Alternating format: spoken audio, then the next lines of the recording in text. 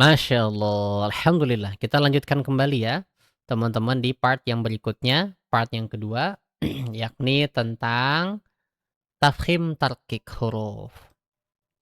Nah, kalau tafkhim dan tarkik huruf ini dia masuknya ke huruf yang kondisional. Jadi dia itu ada kondisi yang dimana dia bisa dibaca tebal, tapi ada kondisi juga yang dia mana dia bisa dibaca dengan tipis.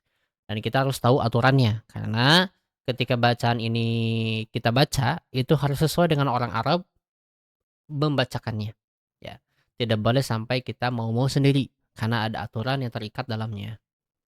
Baik, seperti sini ada huruf-huruf yang nanti contohnya dulu diberikan, nanti ada penjelasan. Ya, kita bacakan dulu. Waladdallina afwajan raqibun arsala billi ya billi lahum wal mu'minina alla yazzakka. Nah, diingat. Jadi hurufnya itu adalah alif, lam dengan ro. Ya, alaru, ya, alaru. Nah, jadi huruf-huruf ini alif, lam dengan ro, kondisinya itu nanti dia bisa dibaca tebal dan bisa dibaca dengan tipis. Nah, gimana aja nih syarat-syaratnya yang bisa dibaca tebal? Pertama, kalau huruf alif ya, teman-teman semua, alif itu menyesuaikan dengan huruf sebelumnya. Saya ulang, alif menyesuaikan dengan huruf yang sebelumnya. Jika huruf sebelumnya itu ada huruf yang tebal atau isti'la, maka ketika dibacakan dia akan ikutan tebal. Dan sebaliknya, jika alif sebelumnya ada huruf yang tipis, maka otomatis si alif ini ikut-ikutan tipis. Kayak contohnya seperti di sini. Nah, jadi kalau kita misal lihat qaf itu kan tebal, di depannya ada alif, maka dibacakannya ko, bukan koa. Ya, bukan koala, tapi kola. Nah, itu ya. Sedangkan yang enggak ada garis bawahnya, kayak asa, itu kan sin kan tipis ya. Bukan huruf isti'la. Nah, dia asa aja bukan asao, ya asa. Nah, yuk kita praktekkan. Qala asatirul awwalin. Dan ingat, ini hanya berlaku untuk huruf alif mad, bukan berlaku untuk waw mad dan ya mad. Jadi hanya berlaku untuk alif saja. Nah, kemudian di sini dilihat wama, manya panjang di sana kan, lizo panjang, min ansor panjang juga. Tapi panjangnya berbeda keadaan sebelumnya, huruf tebal dan huruf tipis. Yang wama tipis, maka tipiskan saja alifnya. Wama lidzalimina min ansor. Jadi sebetulnya antara alif dengan ikhfa itu kebalikannya. Jadi kan kalau ikhfa di depannya huruf tebal maka ikhfanya tebal, kalau alif sebelumnya huruf tebal maka dibaca tebal. Sebaliknya, kalau misalnya ikhfa itu ya sinun sukun setelahnya huruf tipis maka ikhfanya menjadi tipis. Kalau alif sebelumnya huruf tipis maka si alifnya ikutan tipis. Nah, itu ya.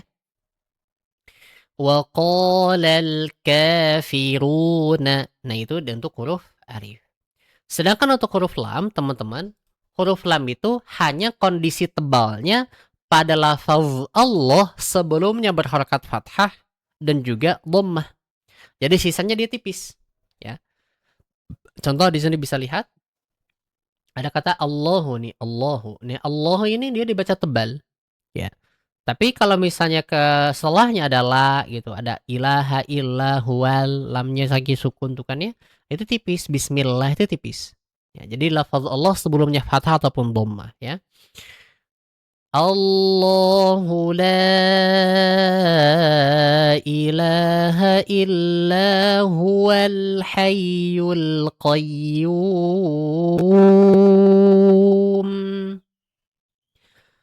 Bismillahirrahmanirrahim. Ingat bahwa huruf lafaz Allah kan kalau panjang ada alifnya otomatis ya. Maka Allah bukan Allah, Allah tapi Allah ya. Kemudian la ilaha illa la biasa tipis, jangan la ilaha illallah, nggak boleh ya, biasa saja bacanya. Itu dia huruf lam. Nah, sedangkan huruf ro, nah afwan jidan banyak sekali terkait daripada kondisi tebal dan tipisnya. Ya, yang pertama ada yang dia harus dibaca dengan tebal, ya, yang dibaca dengan tebal. Yang dibaca dengan tebal ini teman-teman untuk huruf ro, tafkhim, ya, dia ada beberapa kondisi. Yang pertama ada ro berharokat fathah asli, ro berharokat fathah asli. Nah, rodiyah, ro-nya asli dia, bukan palsu. Rodiyah. Kemudian yang kedua ada juga ya, ro sukun sebelumnya fathah. Arsala, bukan arsala, arsala tapi arsala. Yang ketiga, ro sukun sebelumnya ada huruf berharokat sukun atau sukun lah ya, bukan berharokat sukun aja. Dan sebelumnya ada huruf berharokat fathah. Di ayatnya walayalin ashrin, tapi ketika dibaca ro-nya disukunkan karena wakaf ya. Walayalin ashru. Nah, ashru, ro-nya tebal. Ya. Walayalin ashru. Nah, kalau saya pribadi itu sepanjang dengan guru saya itu menganut untuk huruf-huruf terakhir itu dia sohih jelas. Nggak sampai dia kayak apa namanya hilang gitu suaranya. Walayalin ash, enggak, ataupun rollnya sedikit banget kedengarannya. Jadi saling menghormati saja ya. Manakala teman-teman mendapati gurunya berbeda untuk huruf-huruf yang terakhirnya ada huruf sohih, ya iltika osakinain biharfi sohih, teman-teman melihat hurufnya itu ada huruf terakhirnya pun ketika wakaf kan disukunkan. Nah, cuman nggak kelihatan itu atau nggak kedengeran gitu si huruf yang terakhirnya itu dengan jelas. Nah, maka silahkan mengamalkan itu juga jadi masalah. Kalau anak pribadi itu jelas. Karena kebetulan lagi dengan guru saya pun praktiknya seperti itu. Kemudian yang keempat ada ro berharokat dhammah. Rusula, bukan rusula tapi ru tebal. Rusula, rusula. Nah, itu ya. Kemudian ro sukun sebelumnya ada huruf berharokat sukun dan sebelumnya ada huruf berharokat dhammah. Maka khusru. Nah, itu aslinya tuh apa namanya innal insanal fi khusrin kan, khusrin di ayatnya. Cuman karena dia waqaf di kata khusru, maka dia disukunkan. Di ro-nya tanwin kasroh, sinnya sukun dan ho-nya dia dhammah. Khusru. Ya. Kemudian sebetulnya dia ada yang kelewat ya. Ini kan ada ro sukun sebelumnya fathah, ersala. Nah, ada lagi yang ursila. Jadi ro sukun sebelumnya dhammah. Cuman saya gak masukkan di sini lupa ya. Ursila tinggal ditambahkan aja sama teman-teman. Kemudian ada ro sukun sebelumnya ada hamzah wasol yakni si kasroh arid. Jadi kalau teman-teman melihat dalam ayat ada kasroh arid, kasroh yang palsu kayak seperti ini. Di ayatnya itu kalau misalnya teman-teman memakai mushaf Utsmani yang dari Madinah, itu dia tidak ada harokatnya. Ya, jadi maka dibacanya itu nanti ada pembahasan sendiri tentang hamzah wasl jilid 3.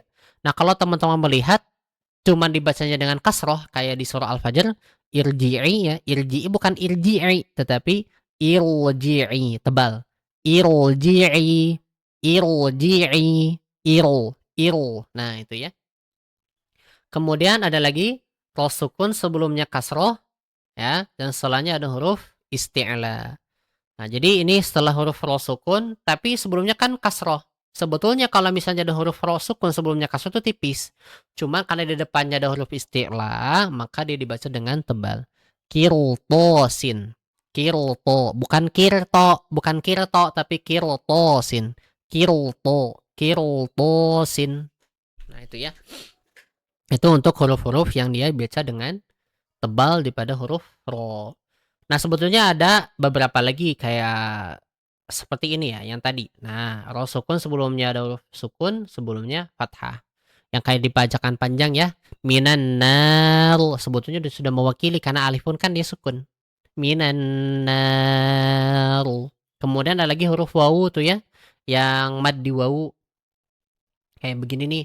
Nah, ro sukun sebelumnya ada huruf berakat sukun dan sebelumnya dhammah. Sebetulnya sama juga. Khuduru. Ya. Ya, khuduru. Khuduru. Nah, itu sama saja ya. Baik, itu dia daripada huruf-huruf yang dibacakan dengan tebal di huruf ro. Nah, ada juga boleh dibaca tafkhim, boleh dibaca tarkik, atau kata-kata dari para ulamanya jawazul wajhaini. Bisa dibaca dengan dua cara.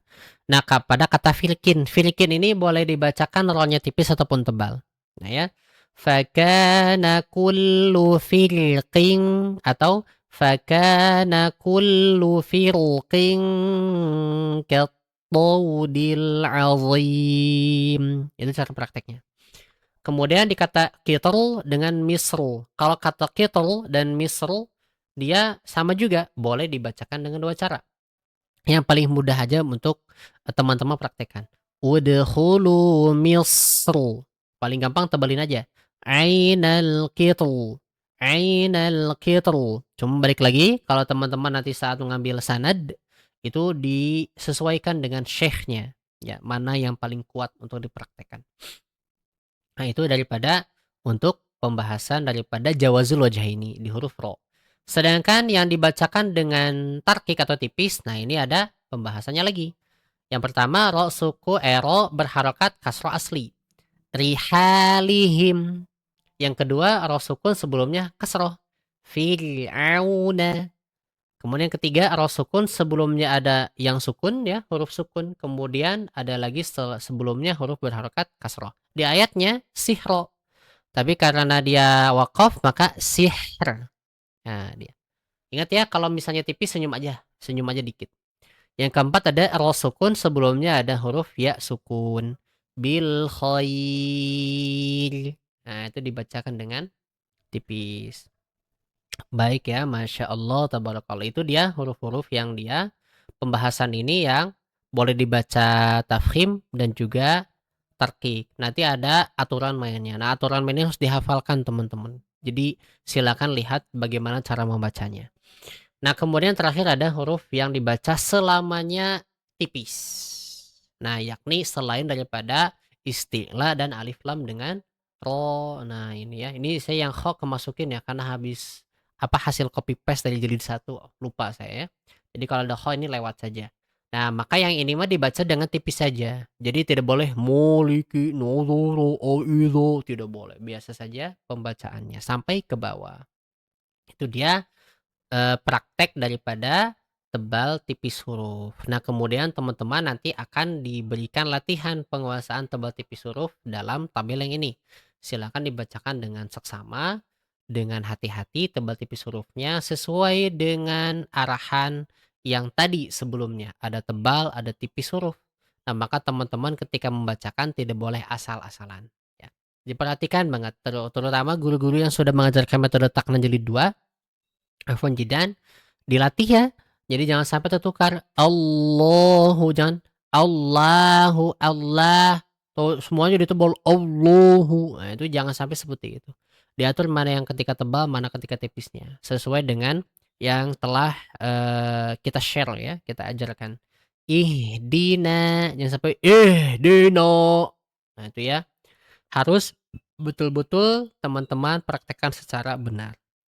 Baik, saya akhiri ya untuk pertemuan kita kali ini.